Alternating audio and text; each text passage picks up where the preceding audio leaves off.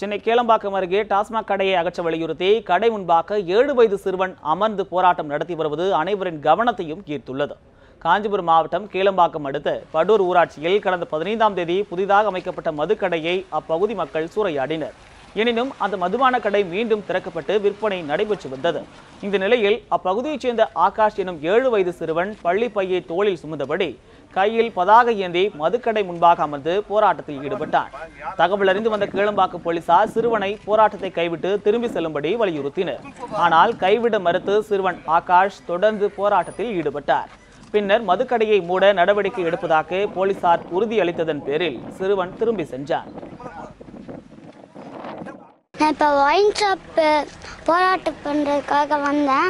இப்போ மூடி இருக்காங்கன்னு சொன்னாங்க. இப்போ சந்தேகத்துக்கு அந்த சைட் போய் பார்க்கலாம் பார்த்தேன். இப்போ போலீஸ்லாம் அங்கே இருக்காங்க, பிளாக் பண்ணுறாங்க. ஒயின் ஷாப் மூடி இருக்குன்னு சொல்கிறாங்க. மூடி இருக்கா இல்லை அவங்க ஏமாத்துறாங்களாம் எனக்கு தெரியல. இப்போ கன்ஃபார்ம் எப்படி பண்ணுறதுன்னு எனக்கு தெரியல.